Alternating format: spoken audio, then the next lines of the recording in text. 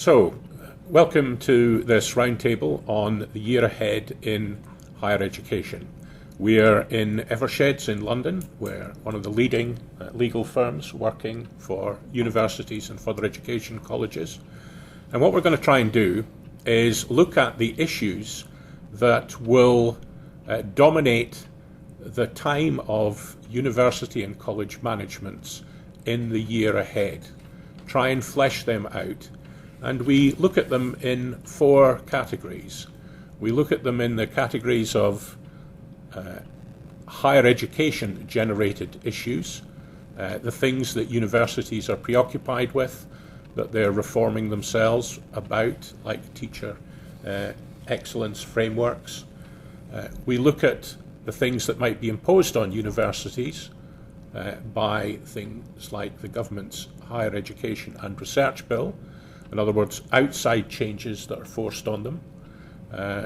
We look at issues that arise in the market from, say, changes in student choice, when that might arise, and how that might impact on universities, what people would call business effects. And then finally, we look at all the unexpected things, what the Prime Minister, Harold Macmillan, called events, dear boy, events. And we've certainly had one of the biggest events in the Brexit decision on the 23rd of June.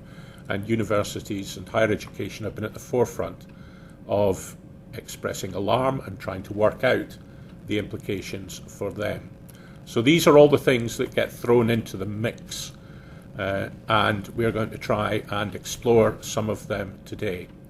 And the first contributor is Glynne Stanfield, who is a partner at Eversheds. He leads on their higher education practice.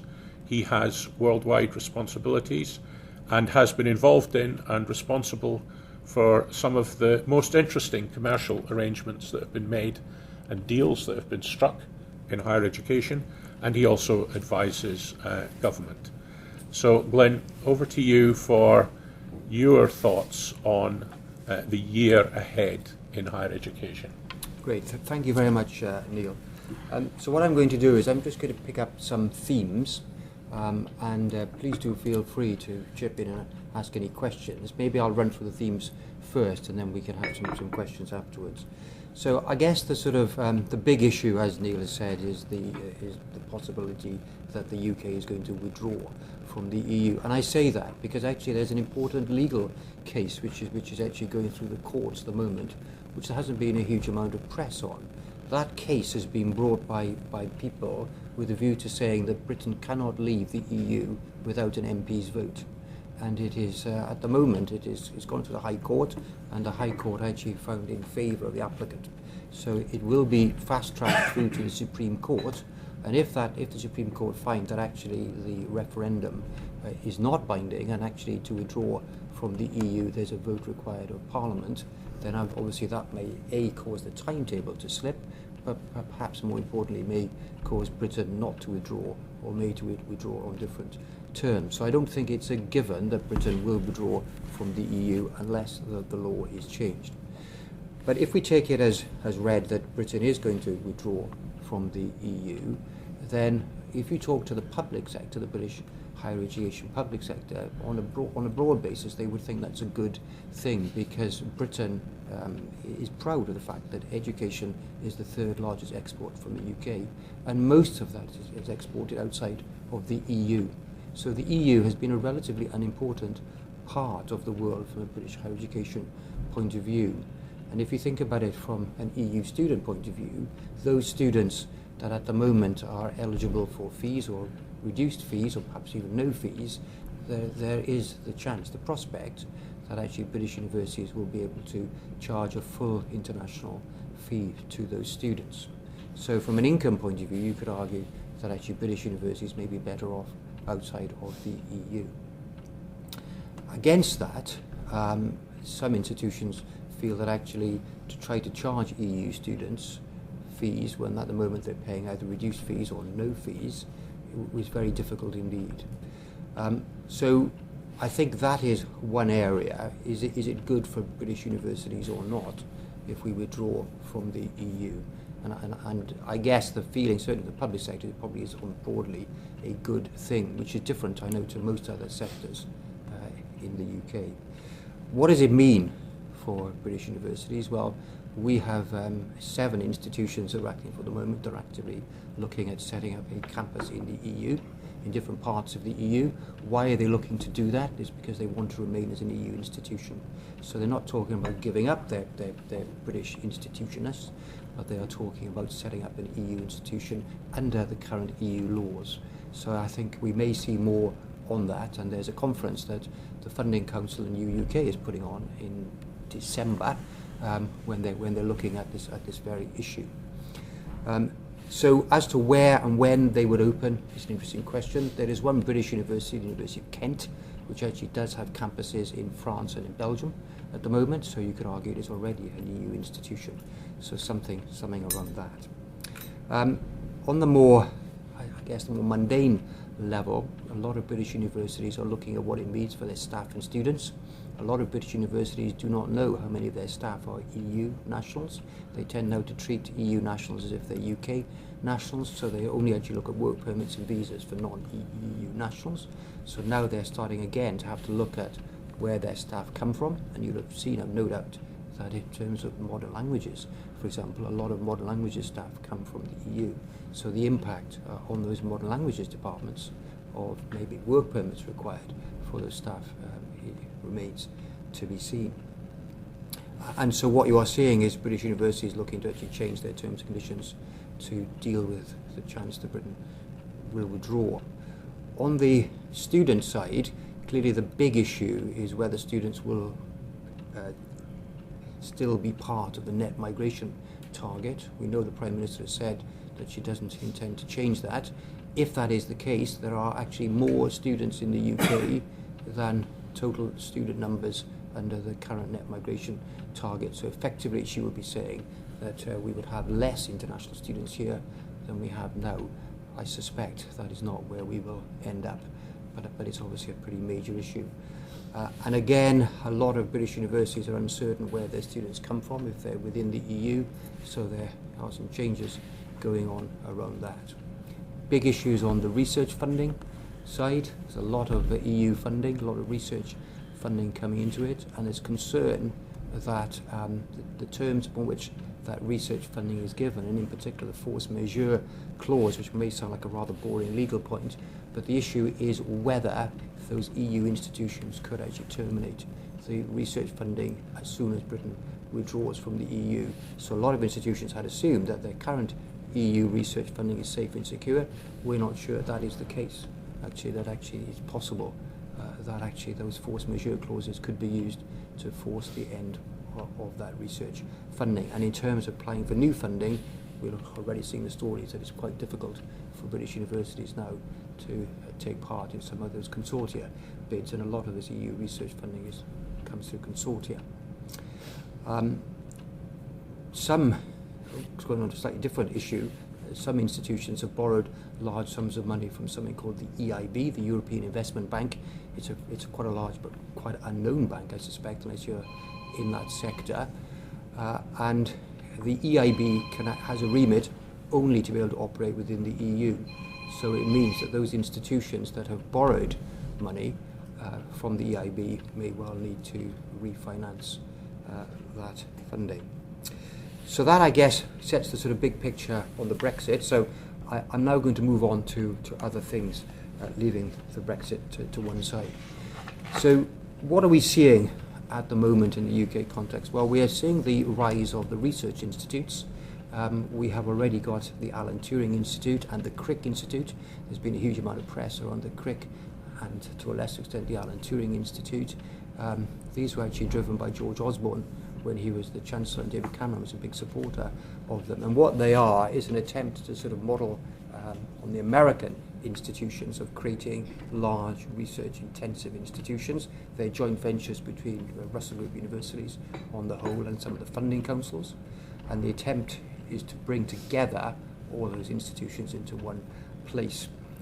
We are aware of 2 others that the government is carrying on funding at the moment. So you will see that from a research point of view, the government is actually thinking, well, should we put the research funding into single institutions, or should we put it into these more joint venture institutions? Which means, of course, from an institution point of view, if you're part of that institution, you do very well, but if you're not part of that institution, you're not going to do so well at all. So it's going to starve other institutions of that funding. But that appears to be the way the government is going. And you could argue that the Northern Powerhouse is actually part of that, and it's the so-called Rolls-Royce Institute, which is being set up in Manchester, you could argue is actually part of that as well. But most of that money at the moment, I have to say, has gone into the south of England, and I suspect that will change over time. We've got, as I'm sure you all know, the Higher Education and Research Bill, which is going through Parliament at the moment, which, apart from merging a number of organisations, the Funding Council, the QAA, etc., into this new OFS, the Office for Students, is also going to create one of the biggest bodies in the UK, something called UKRI, which stands for United Kingdom Research and Innovation, which is the merger of the 7 research councils plus part of the Funding Council.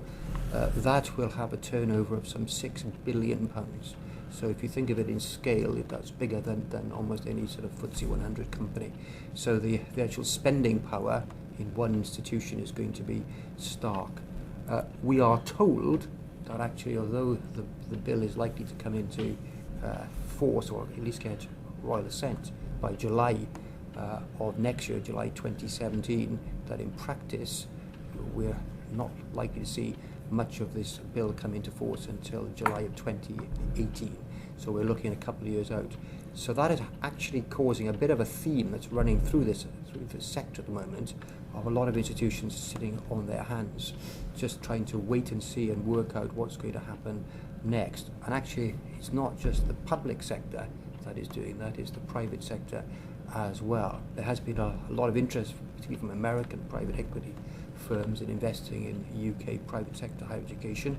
You've only got to look at sort of, Into, Kaplan Study Group. A lot of these are actually funded by American-based private equity firms. Those American private equity firms, they take a long-term view, and they are definitely saying to us, and you can see the evidence, that actually they want to wait and see what the legal framework is going to be like in the UK before they invest.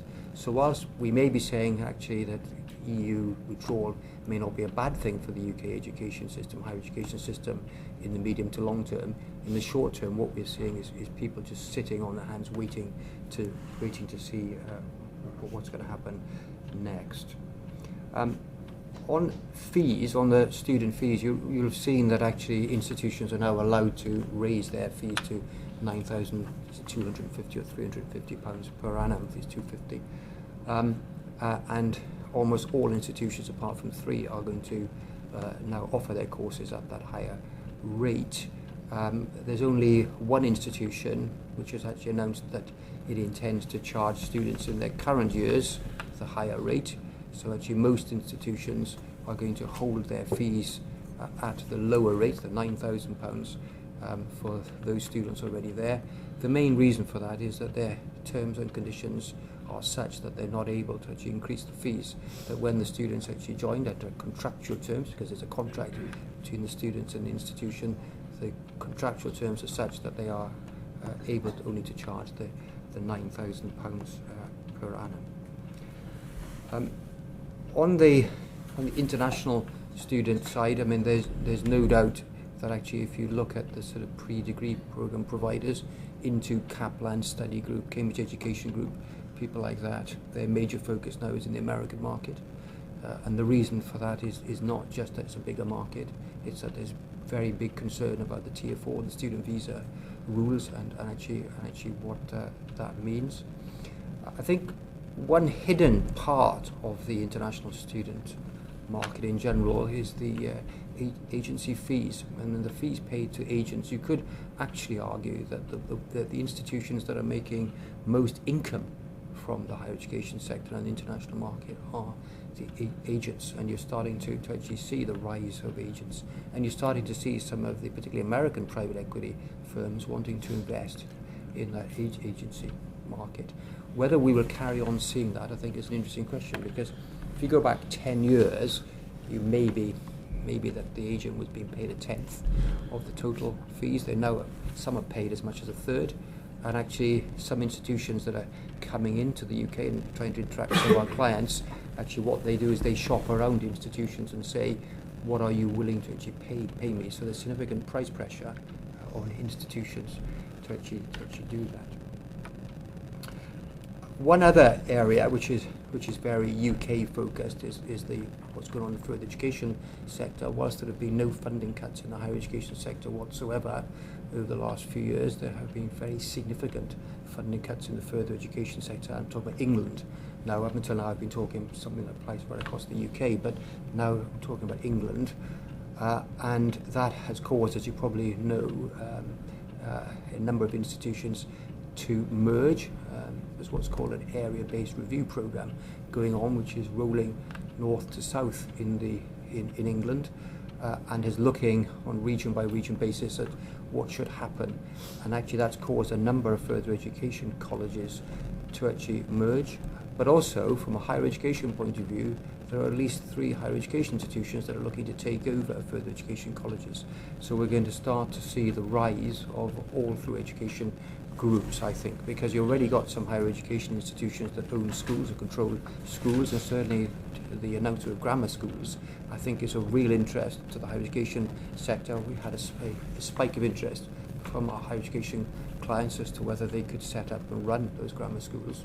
And you can guess the sort of the research intensive universities would be very keen on that, and they're already active sponsors of academies.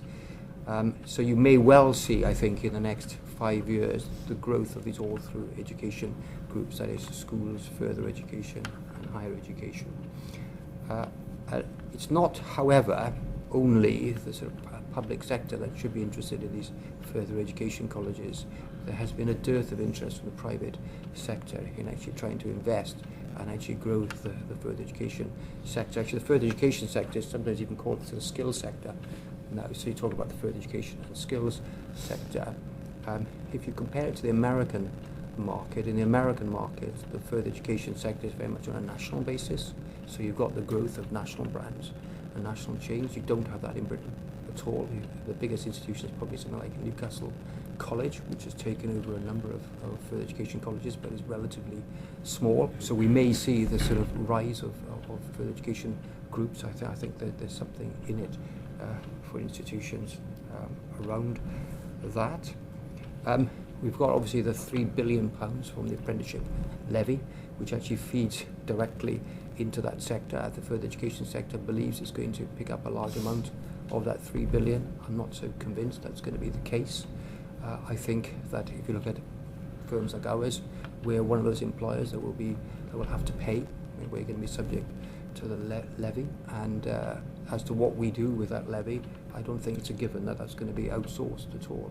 I think a lot of institutions are going to be taking the same view on that. Sorry. Okay. Thank you very much, Glynne. That, I think, gives us quite a clear description of the university's agenda. What I propose to do is just make some comments myself now about some of the outside forces that might be applied to the university sector, and perhaps a point of view that's not fully understood inside the university sector. So going back to 2010 and 11 and the huge increase in tuition fees to £9,000, the political classes, if I can call them that, across all the political parties had expectations of change and diversity and innovation, which were best expressed by the Minister David Willits, but were shared across all parties, that in return for this largesse, which has more or less spared the university sector from the kind of austerity that's been experienced by, as we heard, further education, the police, local government, and other parts of the public service, that there would be more diversity in the provision, that there would be a range of prices by which you could get a degree, that there would be new kinds of courses, new routes into higher education, and much more innovation. And if you see the recent comments And I think it's reflected in the Higher Education and Research Bill. The political classes are not happy with that settlement, and they don't feel that universities have stepped up to the plate. The one area where things have gone extremely well has been in top-level research and big science. Many of those decisions can be traced back to Lord Sainsbury and almost to the turn of the century. But that is an area epitomised by the emergence of the freestanding research institutes, which are a very significant reform. However, the universities are in robust health. The rising tide of applications, up I think 4% this year, seems to be keeping all the boats afloat. There are no clear signs on the surface yet of colleges and others falling into distress. But there are anticipations at some point that there will be a shakeout, and a lot of the higher education bill anticipates that. So these outside forces, and we hear about the alternative providers. We mentioned of companies like BPP and others. In fact, at a recent Oxford summit on higher education, what I was really struck with was that some of the alternatives are more likely to come from within the system. So at the moment, 11% of all higher education degree level teaching is done in further education colleges. On top of that, of the higher education institutions, there are 70 or 80 that are in what are called Guild HE, which are quite specialist. And many of them have the kind of distinctive mission, like the Royal College of Agriculture or the Royal University as it is now, who have made their mission in a particular area. And I think we're going to see much more of that. We've heard about the way in which universities are looking at all-through provision of working with FEs and working with schools. If this was a commercial discussion, what we'd be talking was about securing your supply chain, your pipeline, making the kind of guarantees that companies try to ensure their future around. And it'll be interesting to see if we see the emergence of that. So at the moment, what I'm seeing is a loud and noisy debate about alternative providers, many of whom I think are actually spending most of their time looking at the United States and international markets as more fertile. We're seeing what the government and others fear as monopoly or cartel behaviour with very even prices, and looking to see how they can open that market up. Now, there are also a number of other forces at work which could be disruptive for higher education, the biggest of which Brexit we've heard about. But the immigration and visa rules are still bouncing around. And I think it's important for the university and higher education sector to understand how important this is to the Conservative government and to them holding their constituency together in the face of the Brexit vote, which has terrified politicians of all parties. And therefore, it is not out of the question that quite disruptive and apparently ludicrous measures could be taken to restrict immigration and visas with unintended consequences in higher education. And I think people need to be aware of that. There is a new equalities agenda coming through, which Mrs. May made very clear in her opening statements.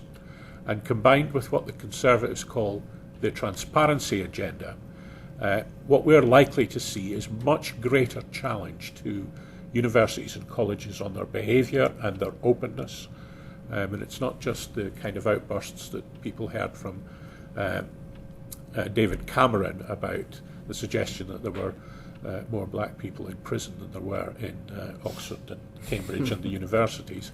The statistics may not have been right, but the passion that is in the Conservative Party about this equalities agenda should not be underestimated.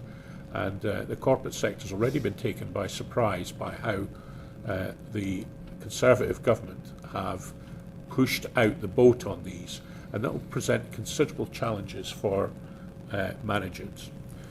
The apprenticeship levy, again, has been on the radar of universities really only for a few months. They're aware that as employers it's going to cost them a considerable amount of their payroll. I think it's half of 1%, and they only get it back if you then spend it on training. And it's pay or play. It's one of the versions of behaviour change that this government is keen on. But it is £3 billion, and it's likely to have several effects. The first one, which Glynne mentioned, which is that employers may not spend it all the way up to higher education. They may stop at level 3, or else spend it in the private sector, where there is a very developed training industry that has been trading off the failures and gaps in higher education provision. But secondly, some employers are beginning to recruit at 18, and they will become the buyers of higher education. And they're going to push for a much harder deal than is being offered under £9,000 fees.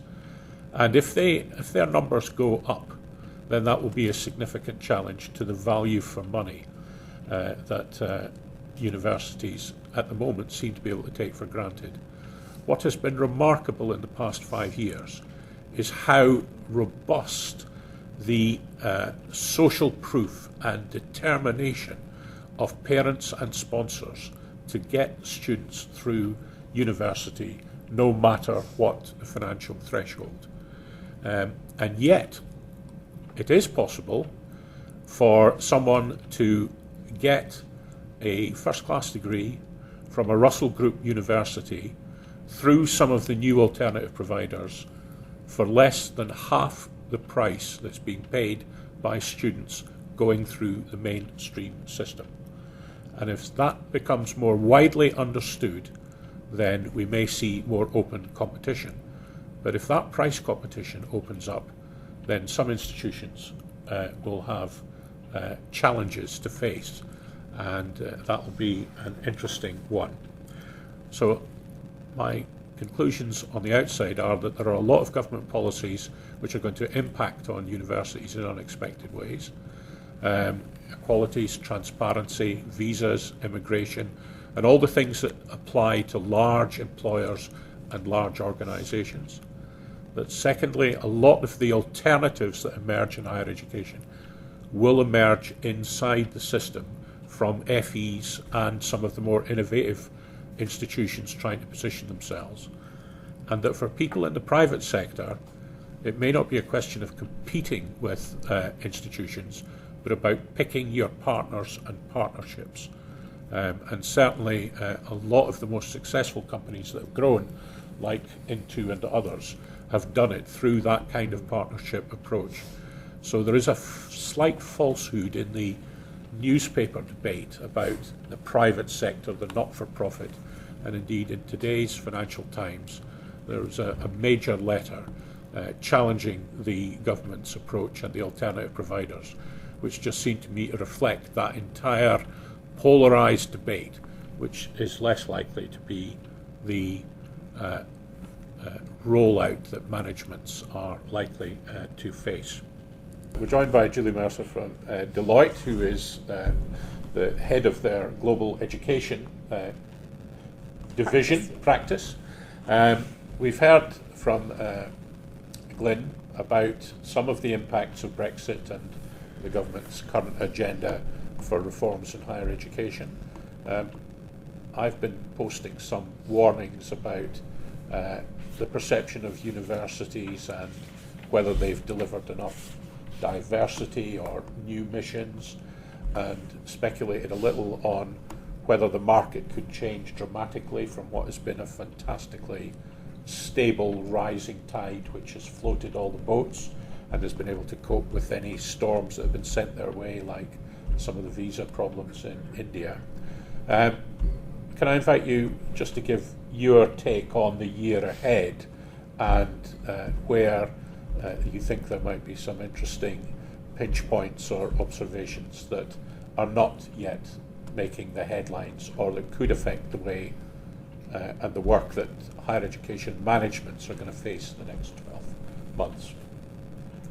So no pressure. Yeah, no pressure, and apologies because I have no idea what you've said before. So that's. But I guess I had a meeting with the department last week, and so it's probably worth sharing some of the things that are on their mind and the things that they're concerned about, and also just sort of reflections from sort of my working in with universities and what they're seeing as well. So kind of maybe from both angles.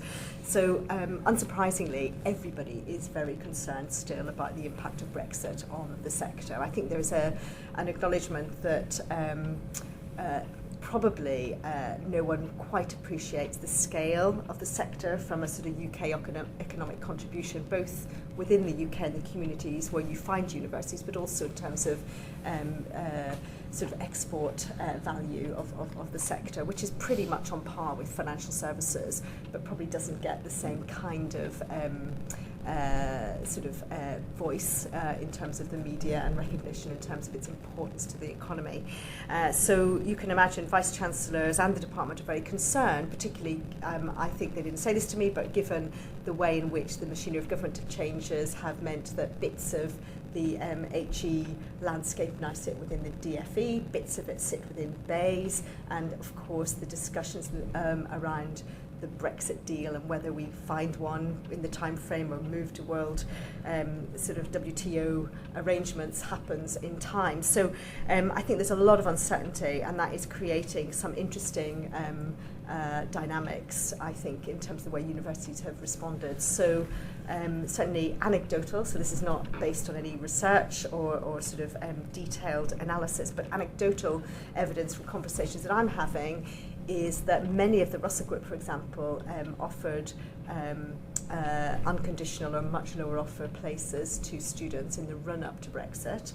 And of course, in my mind, when I think about that, what I think of is in every city where you have a Russell Group university, you've got a Post 92 across the road.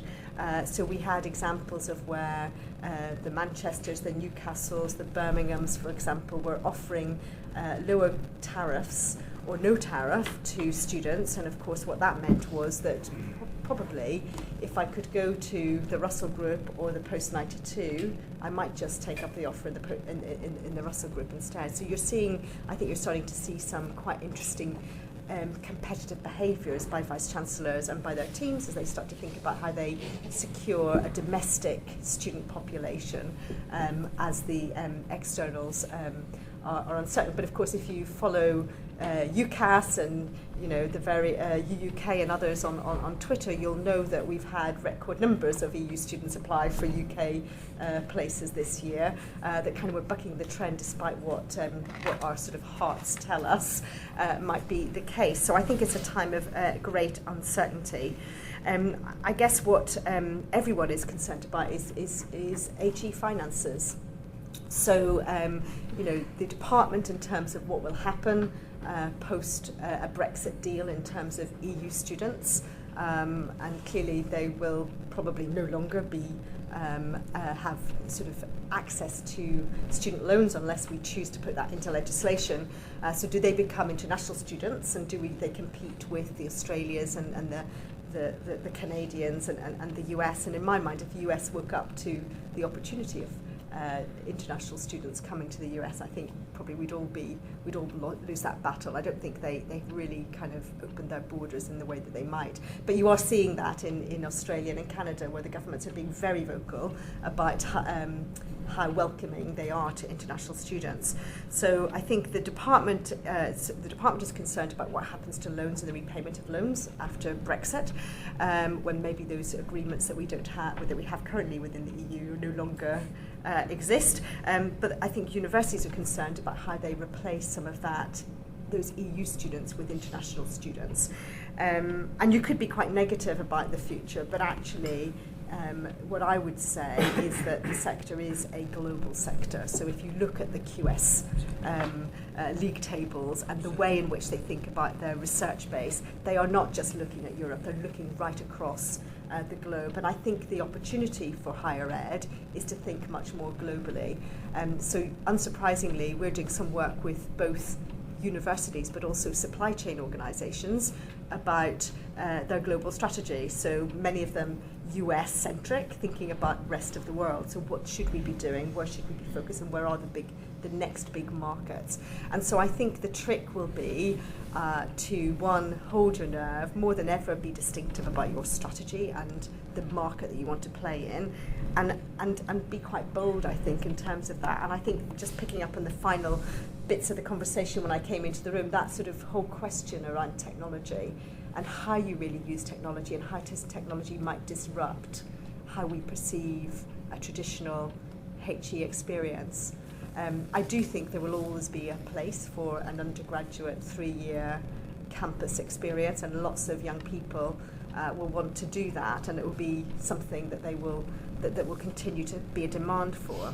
But as we increase the number of people going to university, and we see an increasingly competitive sort of market for students in terms of destinations, I think you'll start to see many more young people choosing alternative pathways, so not necessarily alternative providers in the traditional sense, but alternative pathways into employment. And then the final point I would make, just picking up on Glynne's point around alternative providers, we've done quite a bit of work over the last few years for HEFCE and for BIS around the role of alternative providers and the risk to the UK HE landscape of too many of them entering the market. But what we found is actually, as you said, most of the alternative providers are either partnerships or innovations by traditional institutions, and we're working with one at the minute who actually sees the alternative provider that they're supporting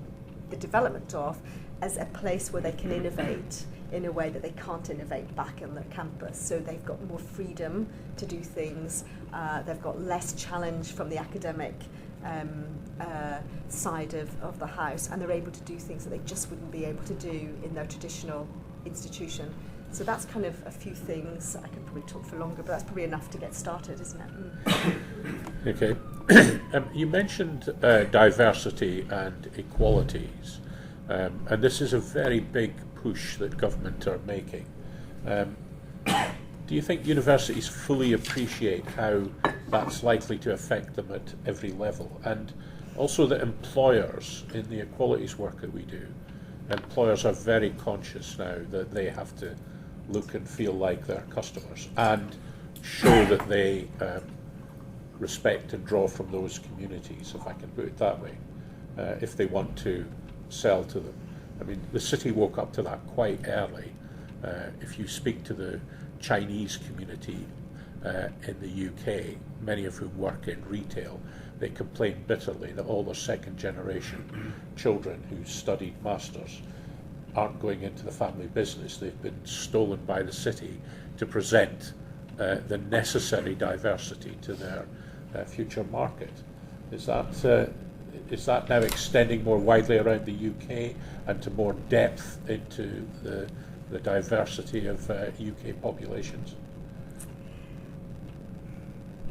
So I think it is to a degree, but I think the further away you get from the southeast, the more challenging that becomes.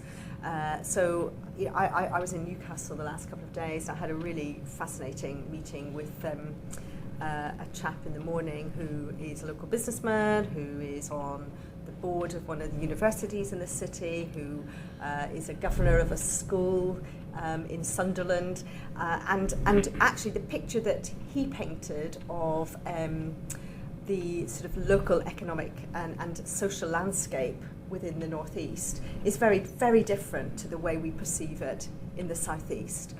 Or even in the Midlands.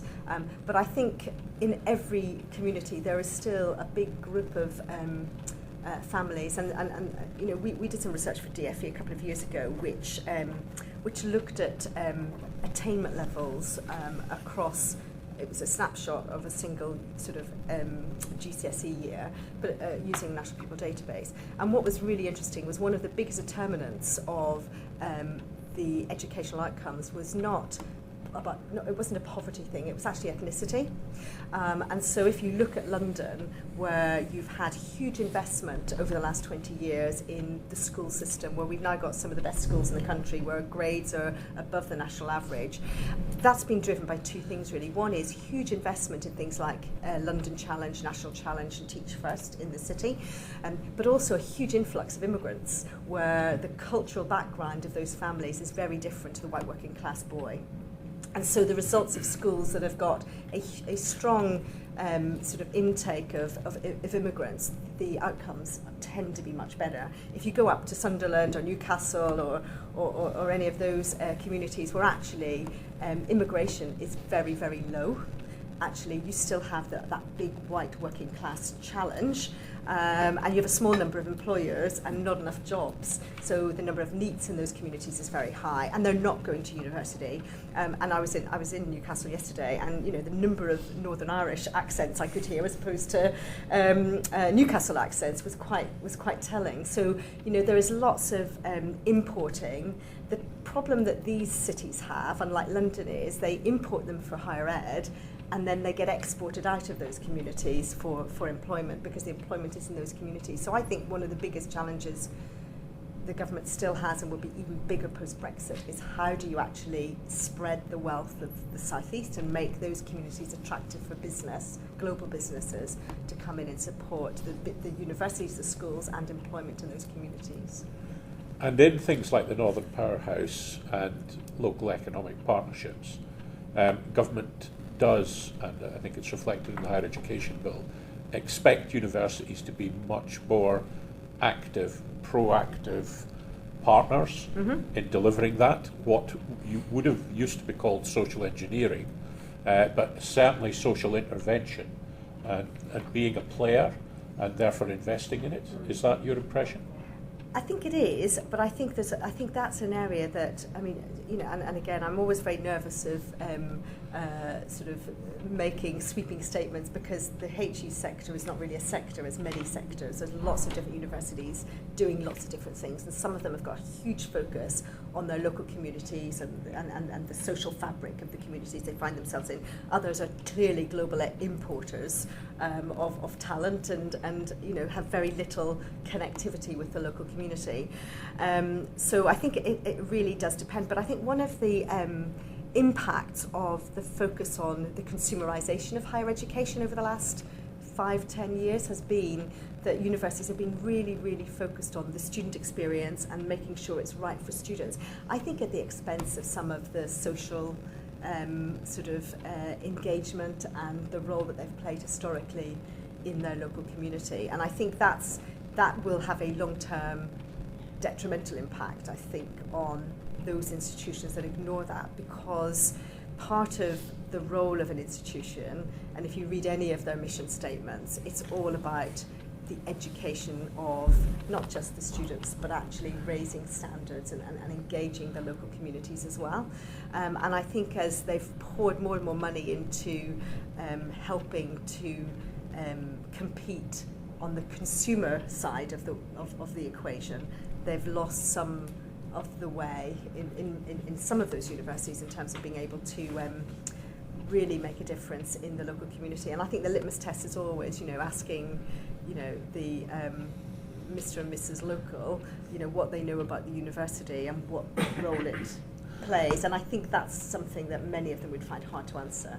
And Mr. and Mrs. Local is quite an interesting reflection that at the moment, if a Vice-Chancellor was asked to speak to their local community, they could reasonably reflect Henry Kissinger's comment that he didn't know who to pick the phone up to speak to Europe, because they deal with a whole range of local councils, and yet within 3 years there are likely to be 20 to 28 powerful elected mayors in each of the main urban centres.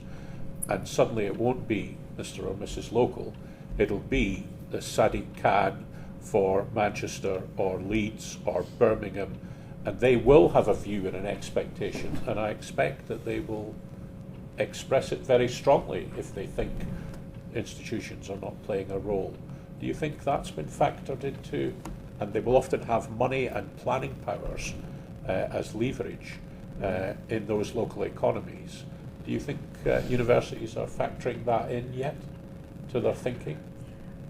So again, I think it varies across the country. So again, Manchester is a good example where the Northern Powerhouse, I think, has brought together the universities in the region, and they are very clear about what they're trying to do. West Midlands, similarly, you've got multiple groups of universities in the West Midlands vying for position to support local economic growth and local people.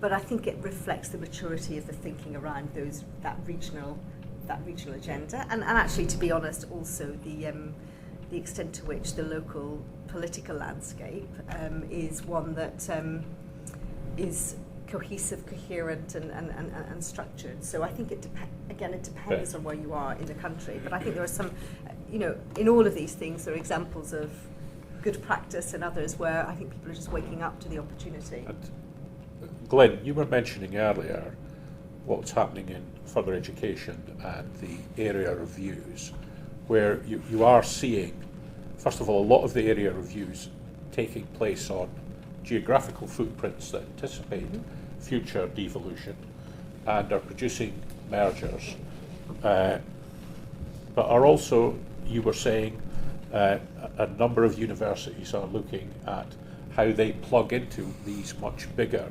colleges. There's a very big one just been formed in the southeast of London, and suddenly some of them are going to have quite a big voice. And at the moment they do provide over 10% of degrees. So the landscape is changing.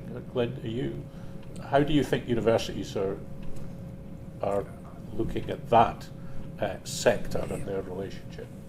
As I said, earlier on, there are a number of HEIs that are actually looking basically to actually take over further education colleges and put them into groups. They're talking about sort of group structures with a parent company, being a higher education institution, and then the further education colleges sitting in there. And Julie, maybe the department talk to you about that, because actually one of the issues for them is from a funding point of view, do they allow those FEs to be funded in a direct way, or do they say it has to be directed to the parent? Because obviously, from a government point of view, the control needs to be there, and if they haven't got control over the top, then actually it's a big issue for them, and that's an issue for government at the moment, and they are thinking about that. If, however, they do take the sort of brakes off that, and they allow HEIs to effectively take over further education, I think that you could see the merger of large numbers of further education colleges with higher education institutions in quite a short period of time, because I mean these area-based reviews are all meant to finish by May of next year. And actually, if you look at the way one, which is the Northwest, and what's come out of that, a lot of mergers have already taken place. They take place in a very short period of time. I mean, from a legal point of view, you can wind up a college within 3 months. So if you think about it, you could actually have large numbers of further education going into higher education in a short period of time. And it picks up what Julie was saying, actually, that a lot of institutions, higher education institutions, see their mission as a local one, and actually seeing the further education try to compete with them. We've got one institution, Newcastle College, has actually got its own degree awarding powers now. I mean that is quite stark. I'm not talking about foundation degree awarding powers, but real degree awarding powers. So from an employer point of view, from a student point of view, how do you sort of consider Newcastle College against Northumbria University, for example? And actually, if you look at the fees that Newcastle is looking to charge, it's looking to charge a very similar fee to that which Northumbria is looking to charge. So actually, then it becomes an issue from an employment point of view, tying up with employers, where there's the £3 billion apprenticeship levy fit into this, and you can start to see the sort of the rise of the joint ventures between the private sector, the big employers, and the sort of these groups of the public sector in that sense. So I think you could see quite stark change in the next 6 to 9 months in that sector. That's interesting, and of course the other recent announcement is around the role of universities in schools. Yes. And so you could imagine, Yes. I mean, you start, the mind Yes. boggles actually, if you take it to its ultimate conclusion, you've got the University of Newcastle or Northumbria or Manchester or Oxford group, which would be, early years to higher Yes. higher education, and actually that becomes really interesting. I mean, I live in Oxfordshire, and we have some of the worst schools in the country, and two very well, if you include Reading as well in the catchment area, 3 really good universities of very different sorts, and yet the educational opportunity for young people in Oxford at sort of K-12 for better is really, really quite poor, and of course what that does then is drives up a very a very, very successful private schools market, which in itself then drives down the quality, because actually even if you can't afford it in Oxfordshire, you find a way to go to one of the independent schools, and so it really, which in my mind is what happens if you look at Buckinghamshire. You've got the same thing with the grammar schools. So I think there's something that becomes really interesting around, back to the point that I was making around how do you actually access every child and create opportunities for every child to reach their potential in a community, and what role does higher ed, FE and schools play in that space? That's a whole different debate. And historically, of course, here in the city, the various guilds and others sponsored schools livery companies out along pathways. I always like to say it was because they knew they wouldn't find enough talent in the aristocracy in the private schools.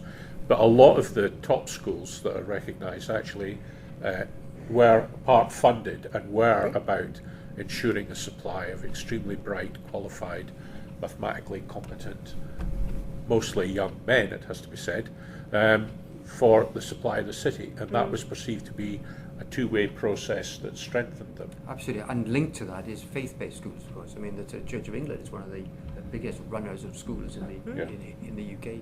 The Catholic Church is also a very big organisation and a large number of schools, and you're seeing other faith-based groups come into the market. So you are actually seeing the sort of rise of these large groups in general terms. So the livery companies, churches of various types, multi-academy trust. I talked actually about a spike of interest we'd had when the sort of grammar school announcement was made. A lot of higher education institutions said, we would like to see a grammar school, particularly the Russell Group. Yes, absolutely. Yeah. So because the idea of the all-through education group, which you've also pinpointed, is something which I think we will see within the next 5 years. You're starting to see signs of it now.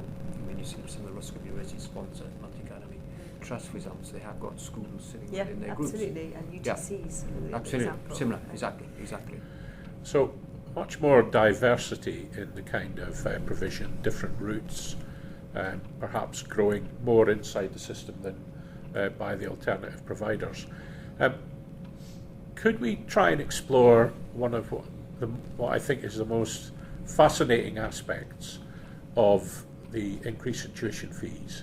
And that's the question of price competition, because the perception is that there hasn't been price competition, that they've all set themselves up at the upper end of the fee levels, and they've banked the money and enjoyed the good times. However, in my own experience working in this area, and Glynne mentioned it earlier, universities are spending huge amounts of that new money out on marketing and agents, and they would never call it discounts because someone might mistake them for DFS or a sofa firm, but they do scholarships and bursaries to quite an aggressive level. And one of the things that's interesting is, what is the real yield for institutions per student? Are they really getting 9,000 into the institution to pay for the courses and the overheads, or is a large amount of that money being used for competition purposes?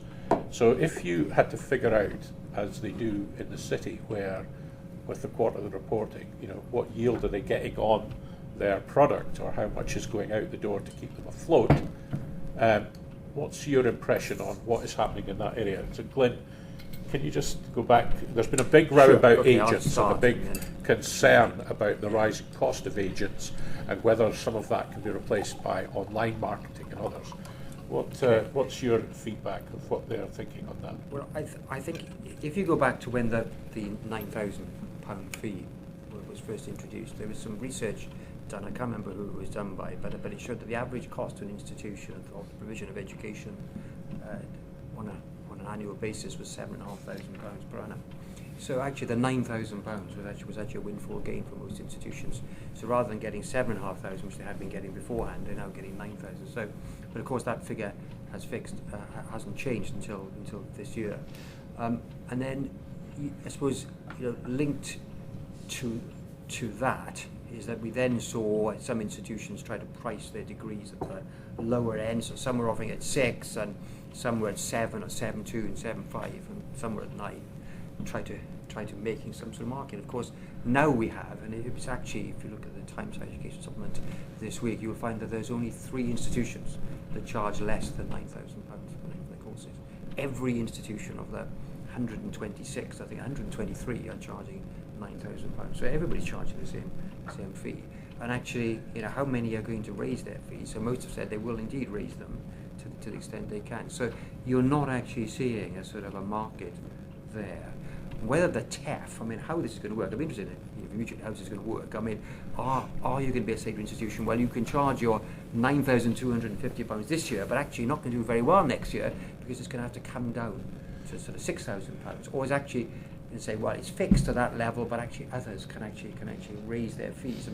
The whole thing seems to be quite a sort of a mess to me from that point of view as to how it's going to work. And then, unless you allow students to port their funding so it truly is to the individual from institution to institution, that is not, I don't think, going to give the gains the government is trying to seek. So at the moment, unless you allow an institution start to say, well, actually, we will allow students to move at the 2nd and 3rd year credit-bearing transfers, I suspect that sort of the free market that this government actually wants to see in higher education is not going to be seen.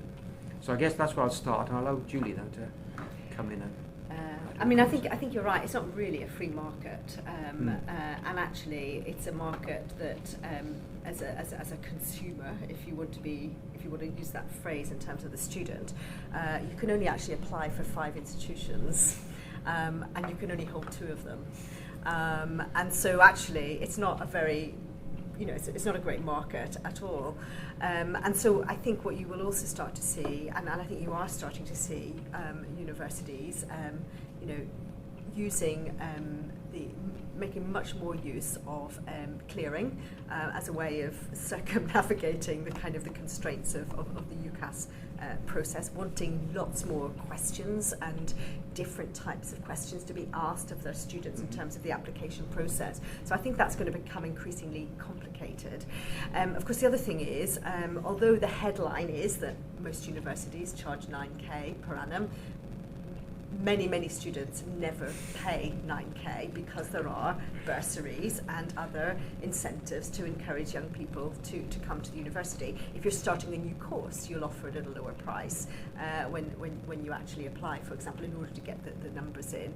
And we've done some interesting, even in international student fees, they're pretty similar across the market. We did a little bit of work looking at the elasticity of demand for places, and because you've got a sector where actually there are more students, the demand is greater than supply, effectively, both the domestic and the international market.